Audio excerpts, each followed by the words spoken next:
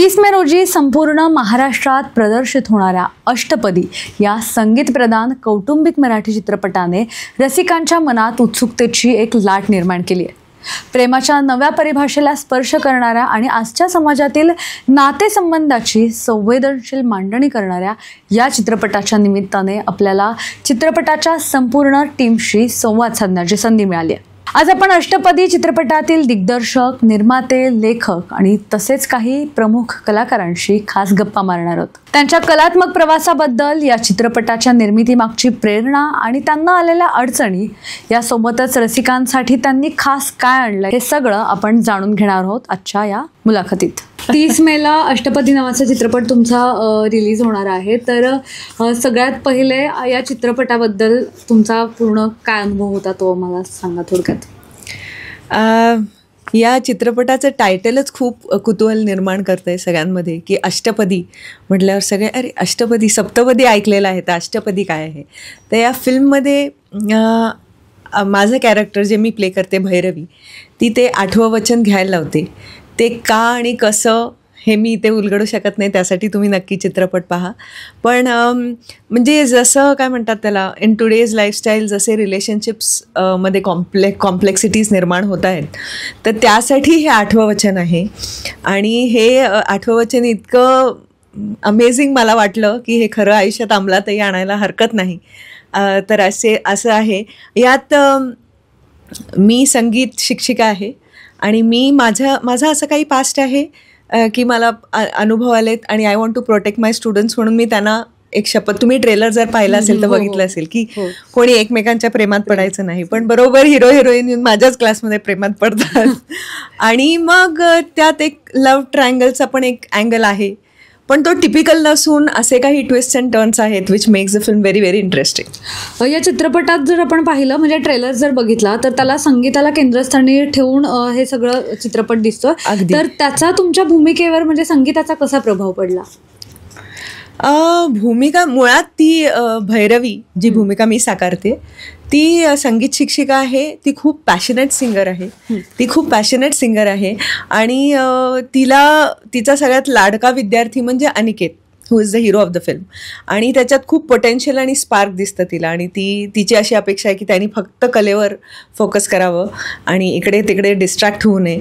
आणि त्याच्यावर ती जी मेहनत घेते आणि मग काही असे सर्कमस्टन्सेस तयार होतात, त्यातून एक इम्पॉर्टंट कॅरेक्टरची पण एंट्री होते, संतोष जुवेकर, तर त्यांची पण एंट्री आहे. आणि त्यामुळे ही भूमिका थ्रूआउट ही फिल्म म्युझिकल आहे. तुम्हाला भरपूर चिजा, बंदिश, तराणे असं ऐकायला मिळतील.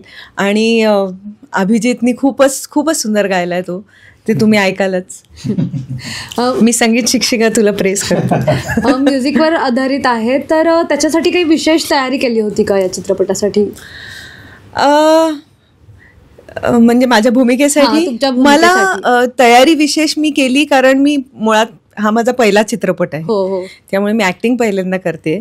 त्यामुळे ह्याच्यातला जो सांगीतिक भाग होता तो मला जरासा म्हणजे मी चिजा ऐकल्या, मी त्यात तशा तयार केल्या आणि त्या एनॅक्ट करायला मला तितकंसं कठीण नाही गेलं. पण ॲक्टिंगचं म्हणाल तर मी तयारी खूप करायचे की मी सेटवर गेल्यावर माझ्यामुळे पुन्हा अरे काय तयारीच करून आली नाही. आणि पहिल्यांदा असल्यावर आपण तयारीत जावं, तर मी माझे लाईन्स वगैरे पाठ करायचे. मधल्या दिवशी रात्री मी माझ्या फोनवर सेल्फी मोडमध्ये मी 5-6 वेळा रिहर्सल करून पाहायचे की मी कसं वाटतंय, नॅचरल वाटतंय की नाही. असं ही माझ्याकडून मी तयारी केली. ओके. म्हणजे एकूणच संगीताचा अनुभव होता, पण पहिलाच मूवी आहे ज्याच्यामध्ये रोल पण तसाच मिळाला, तर त्याच्याबद्दल काय सांगाल? हो, म्हणजे मी म्हणते ना, मी खूप लकी आहे की मला रोल असा मिळाला. इनफॅक्ट द युनिट पण असं मिळालं की खूप सामावून घेतलं मला, खूप गाईड केलं. आणि थोडासा म्युझिकल रोल असल्यामुळे काय म्हणतात त्याला, it was nice, enjoyable also. नक्कीच. आता आपण यांच्याकडे येऊयात. तुम्ही काय सांगाल? सगळ्यात पहिले मूवीचं जे नाव आहे, टायटल आहे अष्टपदी, त्याच्याबद्दल थोडक्यात सांगा. अष्टपदी टायटल, आता हे दोघं त्या हिरो हिरोईन आहेत, त्यामुळं ते दोघं छान सांगतील अष्टपदीबद्दल. बाकी म्युझिक बद्दल मग मी नक्कीच 4 गोष्टी सांगेन. संगीत आहे आमचा मित्र मिलिंद मोरे, खूप टॅलेंटेड बऱ्याच चित्रपटांचं संगीत त्यांनी केलेलं तुम्ही ऐकलं असेल, बऱ्याच असं मोठ्या मोठ्या सगळ्या टायटल्स बरोबर. पण या पर्टिक्युलर चित्रपटासाठी 4 गाणी आम्ही कंपोज केली मिलिंदनी. त्यातली 3 मी गायली आहेत, एक स्वप्नील बांदोडकरनी गायलेले. अतिशय सुंदर आणि थ्रू आउट पिक्चरमध्ये सगळ्या बंदिशी, तराणे, आलापी वगैरे चालूच आहे. म्हणजे तो सगळा त्या ह्याच्यातच फ्लो होतो. आणि मला वाटतं की असं म्युझिकल काम करायला एखाद्या कलाकाराला मिळणं, संगीतकाराला मिळणं, त्याच्याकडून आम्हा गायकांना मिळणं, आणि दिग्दर्शक असतील, निर्माते असतील, ते इतके कोऑपरेटिव्ह आहेत, इतकं त्यांनी फ्री हँड दिला की त्यांनी कुठल्याच गोष्टीमध्ये इंटरफिअर केलं नाही. तुमचं जे बेस्ट आहे, तुम्हाला जे छान येतंय, तुम्हाला जे यात ही सिच्युएशन आहे, हा सीन आहे, हे असं पाहिजे, इतकं सांगून आम्हाला ते सोडून दिलं आणि आम्ही ती धमाल करून मग ते मनापासून तो म्युझिक तो सगळा पार्ट झालेला आहे. त्यामुळं सगळ्यांनी ऐकायचंच आहे. गाणी तर सगळ्यांनी ऐकायचीच तर आहेतच. पिक्चर पाहायचं 30 तारखेला येतो आहे आणि धमाल. थँक्यू. यातलं प्रमुख गाणं जे आहे, जे मेन आहे, तर त्याची थोडंसं तुम्ही त्याच्यात जवळजवळ 4 गाणी आहेत. एक गणपतीचं गाणं आहे आणि सगळ्या गणपतीला ते तर वाजेलच. एक गझल आहे त्याच्यामध्ये, की गझल जनरली चित्रपटामध्ये असणं ही खरं म्हणजे खूप मोठी गोष्ट आहे आजकालच्या याच्यामध्ये.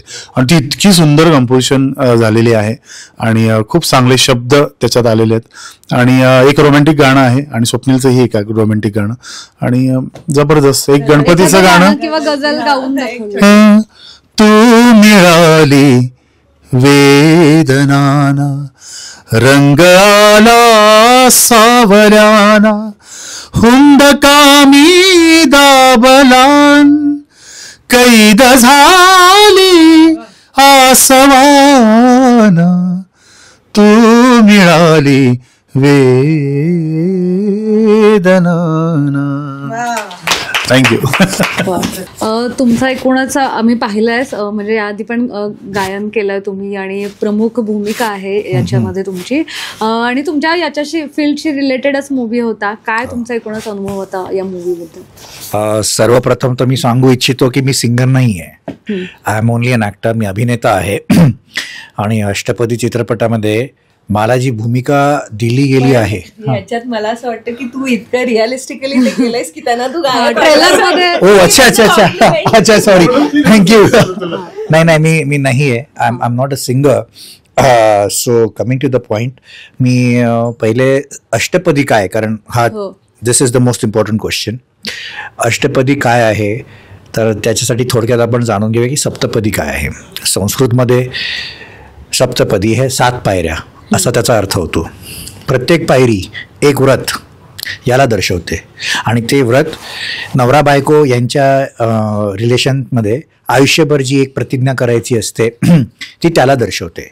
मग हे 8वं व्रत कोणतं आहे आणि ही 8वी प्रतिज्ञा कोणती आहे हे जाणून घेण्यासाठी तुम्ही अष्टपदी आमचा चित्रपट नक्की बघा.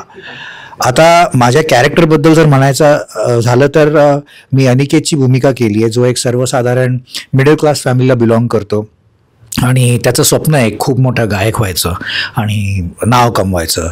आई वडील त्याला पाठिंबा देत आहेत आणि त्यांच्यावर दडपण येऊ नये म्हणून तो पार्ट टाईम जॉबसुद्धा करतो. आणि मोनाचं जे कॅरेक्टर आहे भैरवीताईंचं, तर नाद ब्रह्म संगीत अकॅडमीमध्ये त्या म्युझिक शिक्षिका आहेत आणि हा त्यांचा विद्यार्थी आहे. आता होतं काय, जसं ट्रेलरमध्ये सांगितलं यांच्या कॅरेक्टरनी की आमच्या अकॅडमीमध्ये तुम्ही एकमेकांशी कोणी प्रेमात पडायचं नाही, तर असं ठरवून कधी होत नाही. भूक, तहान, झोप आणि प्रेम, we all crave for love. You can't fall in love, either you are fortunate, love chooses you. तर रिहर्सल आणि आपली ट्रेनिंग करत असताना सगळं सांभाळताना तो त्याच्याच जी अनिकेतसोबत सावनी जी आहे तिच्या प्रेमात पडतो आणि ती सुद्धा अनिकेतच्या डेडिकेशन, पॅशन या सगळ्या गोष्टींनी इम्प्रेस होऊन ती ऑलरेडी त्याच्या प्रेमात आहे, ते तिला समजून येत नाही. आता हा जो तिसरा अँगल आहे की ठीक आहे, संतोषचं कॅरेक्टर जेव्हा येतं तो he is not obstructing the love. So he is not a revengeful person that is coming to Savani आणि अनिकेतला त्रास द्यायचा. पण मग ही कॉम्प्लेक्सिटी, ही लेवल ही कशी वाढते हे या चित्रपटात दर्शवलेलं आहे. आणि as far as the singing part is concern, या चित्रपटात खरं तर माझे सिलेक्शन, फिल्मचं शेड्यूल लागलं होतं कोल्हापूरमध्ये आणि मला 5 दिवसांपहिलेच माझं सिलेक्शन झालेलं आहे. कारण या चित्रपटामध्ये आमचे जे क्रिएटिव्ह डिरेक्टर आहेत महेंद्र पाटील, ज्यांनी या चित्रपटाचे म्हणजे ते लेखक आहेत आणि संवादसुद्धा त्यांचेच आहेत, त्यांची एक मूळ प्रिन्सिपल होता, त्यांचा मूळ प्रिन्सिपल की मोनाचं जे कॅरेक्टर आहे भैरवीताईंचं, ते शास्त्रीय संगीत शिकलेली किंवा एक म्युझिक शिकलेली ॲक्टरच असावे, ॲक्ट्रेस. कारण तो बेस असल्यामुळेच त्या कॅरेक्टरला जस्टिस होऊ शकतं. The actor was suppose to play this part. Accidentally he met with a throat infection आणि त्याच्यामुळे he had to drop out. So I was the last person to be approach to play Aniket's part.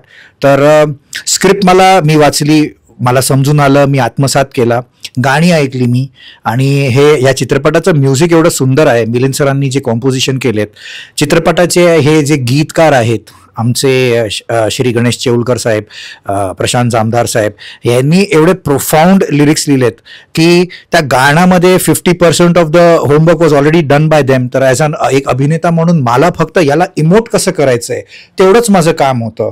आणि या चित्रपटामध्ये जसं तुम्ही trailer पाहिलाच असेल, बंदिश आहेत, तराणे आहेत.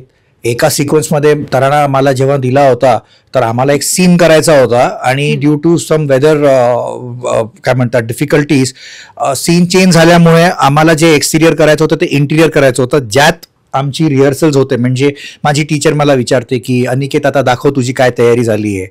तर ते something like he is the singer, he is the best to perform it, but I can only say की त्याच्या कौशल्याला, त्याच्या टॅलेंटला जर मला हे द्यायचं होतं, जस्टिस द्यायचं होतं किंवा या कॅरेक्टरचं जे आहे त्यासाठी मी उत्तर देण्यापेक्षा एक छोटंसं परफॉर्म करून दाखवतो, ज्यात तुम्हाला समजून येईल की कसं झालंय. तर तनोम तनन तदरे दानी, तनोम तनन तदरे दानी, तादानी तदरे दानी, तादानी तदरे दानी, उदन तदन तदरे दानी, उदन तदन तनरे दानी, तन तदानी तारे दानी, तद तदानी तारे दानी, तनोम तनन तदरे दानी.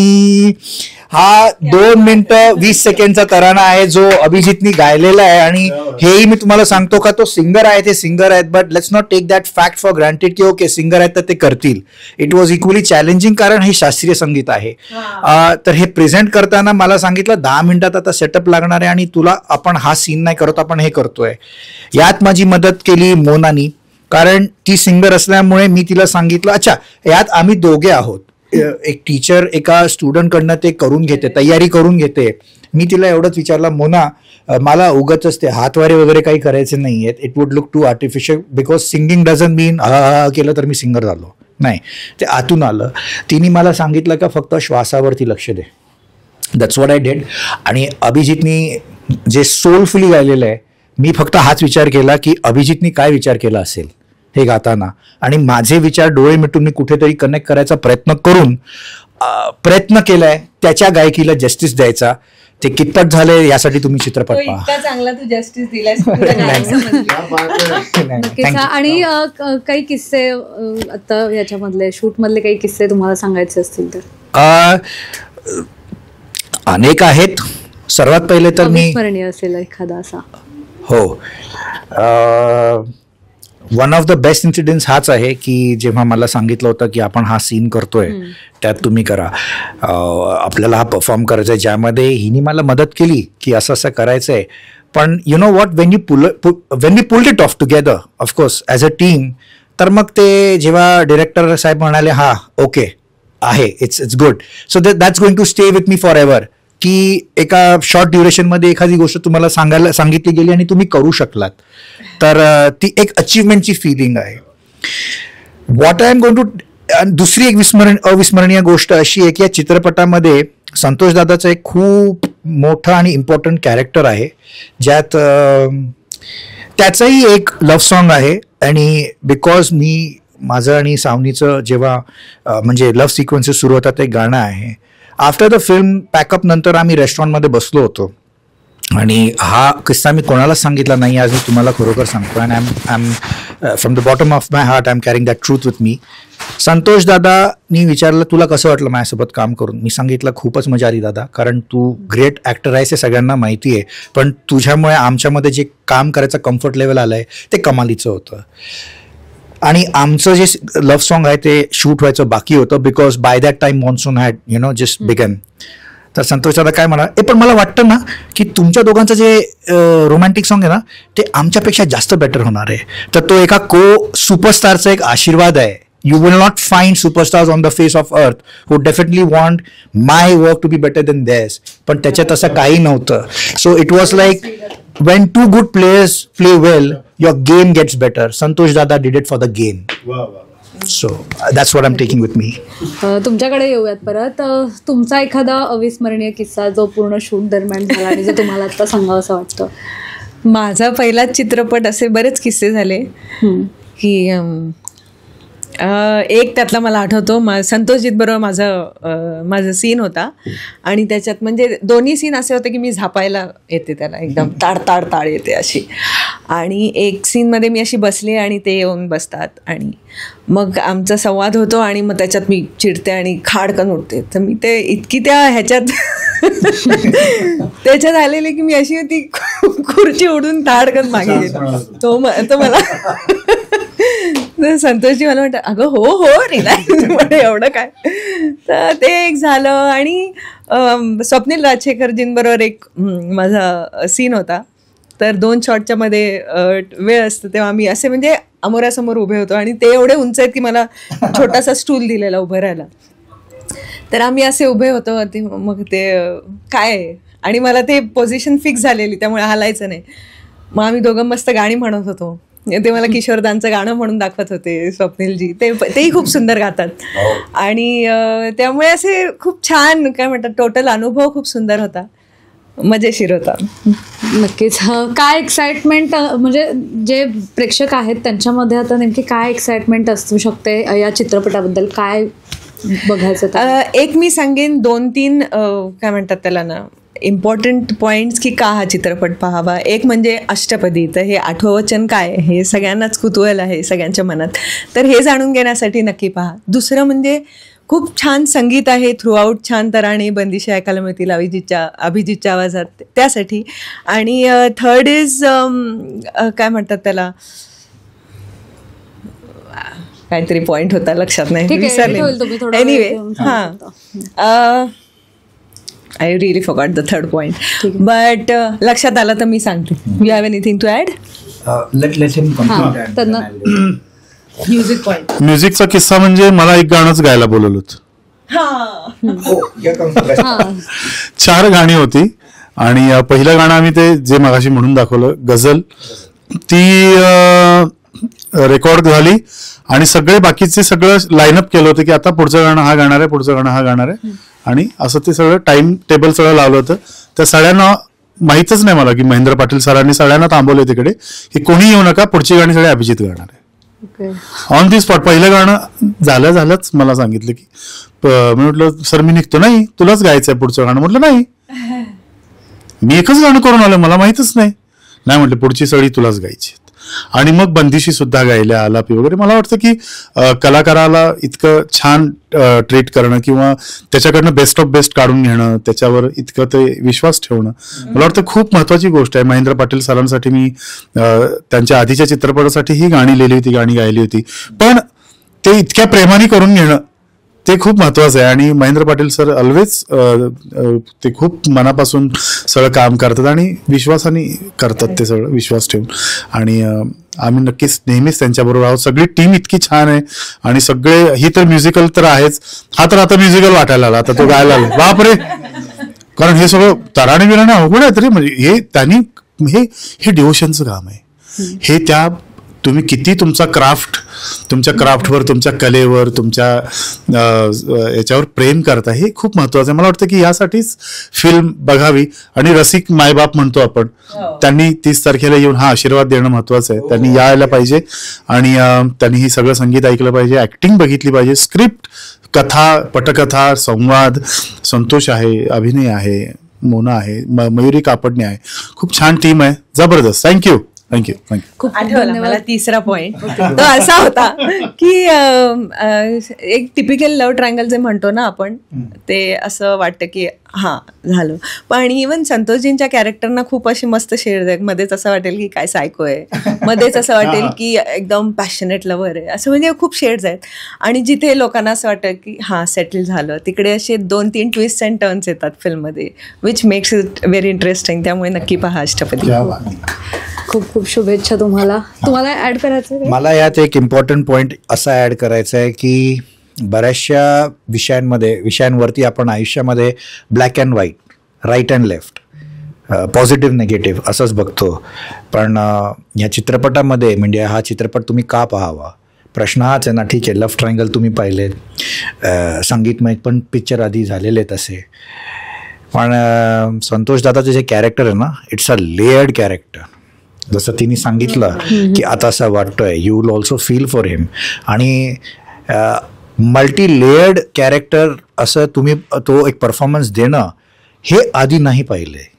यासाठीच आमचे जे मेकर्स आहेत ते पहिल्यापासून प्रमोट करतात की संतोष जुवेकर एका आगळ्या वेगळ्या भूमिकेमध्ये, आणि ते कथानक लिहिलं आहे महेंद्र पाटील सरांनी. तर त्यांना मी धन्यवाद देतो, कारण त्यांचा हा जो थॉट होता. बघा, आज सगळ्यात पहिले तर अष्टपदीमध्ये 4 गाणी आहेत. एक गणेश वंदना आहे जी काल 21 मेला ती रिलीज झाली आहे अल्ट्रा मराठी म्युझिकच्या चॅनलवर, लेबलवरती. ओके, लव्ह सॉन्ग आहेत, म्हणजे फक्त असेच लव्ह सॉन्ग नाही आहेत, त्याच्यामध्ये त्या एका कॅरेक्टरचा थॉट आहे. आणि जे दुसरं लव्ह सॉन्ग आहे ते युनॅनिमस आहे. तर त्या एका चित्रपटामध्ये 2 व्हरायटी ऑफ लव्ह सॉंग्स तुम्हाला मिळत आहेत. गझल जी आहे ती फक्त असं एक सॅड सॉन्ग किंवा विरह गीत नाही आहे.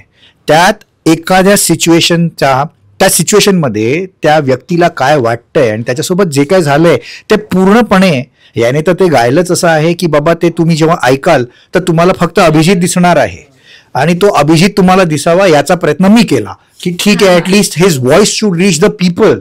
So that's why you need to watch it. कारण कधी कधी असं फक्त नसतं की एखादा कलाकार आला आणि याच्या ठीक आहे मी ना ॲक्टिंग करून दाखवतो, अरे असं गाणं करून दाखवतो. नाही, मी पूर्णपणे प्रयत्न केलेला आहे, आम्ही सर्व कलाकारांनी, परफॉर्मर्सनी, की जर एखाद्या डायरेक्टरला असा विचार आला का मी एक संगीतमय चित्रपट आणतो आहे, ठीक आहे, मग तो त्याला प्रेझेंट करायला आणि त्याला परफॉर्म करायसाठी आम्ही जे काय केलं पाहिजे ती पूर्ण प्रोसेसमध्ये आम्ही स्वतः सुद्धा ट्रान्सफॉर्म झालो. कारण किती अभिनेता आहेत ज्यांना रोज असं उठून हे घ्या म्युझिकल घ्या, तुम्हाला बालगंधर्वसारखा चित्रपट मिळणार नाही. ते ही once in a life time opportunity आम्हाला मिळाली आहे. आणि एका टीम वर्क म्हणून हे सगळं जुळून आलेलं आहे. संपूर्ण परिवार एकत्र आनंदाने पाहू शकतो ही film, right from the kids till the elders of the family. हे फॅमिली फिल्म असल्यामुळे तुम्ही नक्की पहा. आमच्या चित्रपटाची 4 गाणी आपण गंमत जम्मत मध्ये जेव्हा अंताक्षरी खेळतो त्यात ही नक्की ऍड होतील, as compared to the songs that are coming these days. Nothing offensive to anybody, but all the songs are enjoyable. That's how they've presented it. आपल्यासोबत दिग्दर्शक या चित्रपटाचे उत्कर्ष जैन आणि त्यासोबतच महेंद्र पाटील जे आहेत ते आपल्यासोबत आहेत. आपण त्यांच्याशी बातचीत करणार आहोत. सबसे पहले सर आपको पूछना चाहेंगे, अष्टपदी ये ही नाम क्यों और इसके पीछे की एक स्टोरी क्या है? मैडम बेसिकली सप्तपदी आपने सुना होगा, तो उसमें 7 वचन है, तो इसमें जो है 8 वचन है, तो इसलिए इसका टाइटल जो है अष्टपदी दिया गया जो है. और ये कि क्लासिकल म्यूज़िक पे बनाई गई है मूवी जो है, और ये कि लव ट्रायंगल भी है इसके अंदर जो है, और कहानी में ट्विस्ट भी है. क्या चैलेंजेस आए, जैसे कि आप हिंदी भाषिक है और ये जो मूवी है टोटली मराठी गानों पे है, तो आपको क्या चैलेंजेस आए इस मूवी में? चैलेंजेस तो देखिए इसके अंदर थोड़ा लैंग्वेज का चैलेंज रहा, बाकी तो ये कि फंडामेंटल देखिए जो प्रोसेस मेकिंग है वो तो सेम ही रहती है सभी मूवीज़ की जो है. तो उसके लिए फिर पूरी अपनी वो तैयारी करी पूरी जो है ऑन पेपर जो है, तो उसके बाद ही हमने ये स्टार्ट करा उसको जो है प्रोडक्शन. प्यार और रिलेशनशिप जो है तो उसके ऊपर एक अलग नजरिए से आपने दिखाने की कोशिश की है. हमने वो ट्रेलर देखा है, तो वो अलग क्या है इसमें? मैं इसके अंदर ये है कि इसके अंदर एक क्लासिक जो म्यूजिक है ना, इसके अंदर एक स्ट्रगल दिखाया गया कि एक वुमेन का कि इसके अंदर कैसे वो अपना कैरियर को सेक्रीफाइस करती है उसके लिए जो है, तो आगे जाके वही चीज़ इसके अंदर पूरी एक चलती है कहानी के अंदर जो है. मूवी में जो एक्टर है, एक्ट्रेसेस है, कुछ एक्टर्स जो है या फिर एक्ट्रेसेस है वो पहली बार एक्टिंग कर रहे थे, जो पहले म्यूजिशियन थे, तो क्या चैलेंजेस आए इस मूवी में बनाने में? चैलेंजेस तो मैम इसके अंदर जैसे मोना जी है, मोना कामा जी है, वो तो उनका डेब्यू है उसके अंदर, मूवी के अंदर जो है। और इसके जो चैलेंजेस जो है इसके अंदर मेन तो जो है कोल्हापुर में हमने शूट करा था जो है लास्ट ईयर, जो है इसके अंदर जून में जो है, तो थोड़ा टेक्निकल चैलेंजेस तो थे ही जो है, बट ज़्यादा नहीं थे। मतलब कि मैं बताऊँ, मैं जो है एवरीबडी वाज वेरी सपोर्टिव और काफ़ी अच्छा टीम थी हमारी जी, काफ़ी मिलके हमने काफ़ी मेहनत करी इस मूवी को डायरेक्ट करने में जो है। अभी 30 तारीख को आने वाला है आपका मूवी, तो क्या एक्साइटमेंट है इस मूवी में जो लोगों को देखनी चाहिए? मैं ये फैमिली फिल्म है ये, मतलब कि आप ये थिएटर पे जाके अपनी फैमिली के साथ देख सकते हैं। एक बहुत अच्छी फिल्म बनाई है और काफ़ी मतलब कि इसके जो है ना लुक एंड फील काफ़ी अच्छी है इस फिल्म की जो है इसके अंदर जो है। ओके, आपण सरांकडे येऊयात.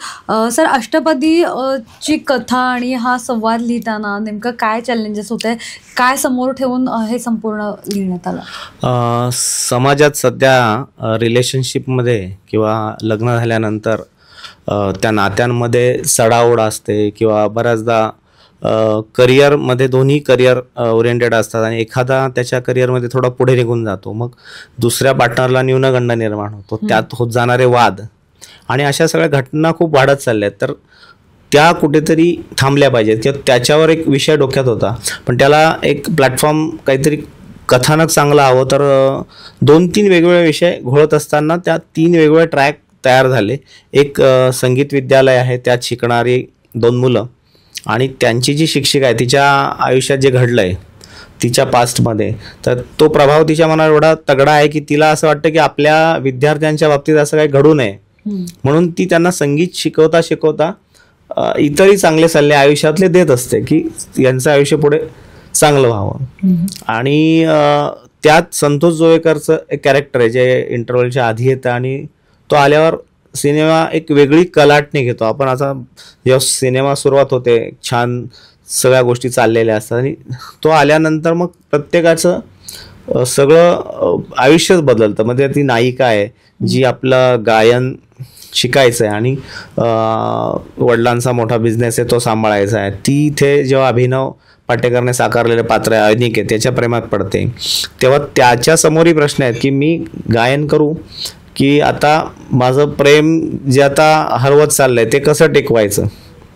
तो त्याच्यासमोर प्रत्येकाचा संघर्ष यात मांडलेला आहे आणि त्यातनं एक हॅपी एंडिंगकडे आपण जातो.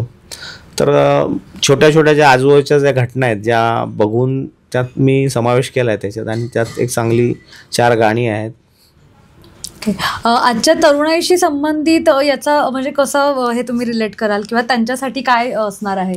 नाही, आजच्या तरुणाईसाठीच आहे. आता ज्यांनी जे झालं, ज्यांच्या आयुष्यात चुका घडल्या आणि सगळ्यांचे काही लोकांचे बऱ्याचशा ह्या इगोमुळे संसार उद्ध्वस्त झाले, पण आता जी पिढी येणार आहे त्यांनी लक्षात ठेवलं, कारण आता जवळपास स्त्री आणि पुरुष दोघंही वर्किंग आहेत, तर त्यांना एक याच्यात हा सिनेमा पाहिल्यावर लक्षात येईल की आपण कसा बॅलन्स ठेवला पाहिजे या दोन्ही गोष्टींचा आणि आपल्यातली भांडणं कशी मिटू शकतात. आणि त्याच्यासाठी एक नवीन आम्ही एक सप्तपदीत पाऊल ॲड केलं, एक नवीन फेरा अजून वाढवला. तर तो काय आहे, तोच एक रहस्य आहे. म्हणजे अष्टपदी ही ज्यांनी आजवर सप्तपदी 7 फेरे घेऊन संसार चालवलाय आणि काहीतरी वाटतंय अजून काहीतरी गडबड आहे, तर त्यांनी येऊन बघायचं, मग त्यांना कळेल की नाही ह्या गोष्टी आपण हे वचन घ्यायचं राहून गेलं आहे म्हणून कदाचित आपल्या आयुष्यात असं घडतंय. आणि ज्यांना आता आगामी काळात सप्तपदी चालायची त्यांनी सुद्धा बघणं गरजेचं आहे. ओके, नक्कीच. अष्टपदी हे नावच खरं तर आम्हाला ती स्टोरी ऐकायची होती अष्टपदीची.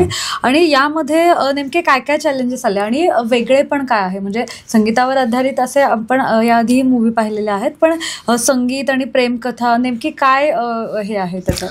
याच्यात संगीत आणि प्रेम याचं तर खूप चांगलं कनेक्शन असतं.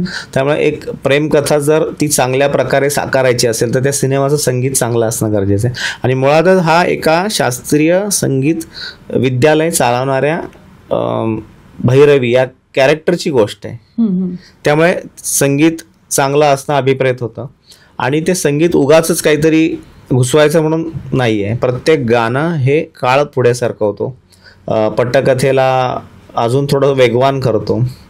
त्यामुळे चॅलेंजेस तर बरेच होते, पण सगळ्यांनी खूप चांगलं सहकार्य केलं. त्यामुळे आम्ही खूप चांगल्या प्रकारे हा सिनेमा आणि काही नवे कलाकार आणि काही जुने कलाकार याची सांगड घालून एक चांगल्या पद्धतीत करू शकलो. कलाकारांकडे येऊयात. आपण जर पाहिलं तर काही कलाकार नवीनच आहेत, तर त्याच्यामध्ये काही चॅलेंजेस आले का? आणि कास्टिंग कसं केलं म्हणजे प्रत्येक कलाकाराचं, आणि हे त्याच्यामध्ये काही चॅलेंजेस आले का? नाही, चॅलेंजेस काहीच नाही आले, कारण कास्टिंग ठरवलं होतं की जो गायक असेल असा मुलगा आपल्याला हवा आहे की ज्याला थोडंफार गाता येईल.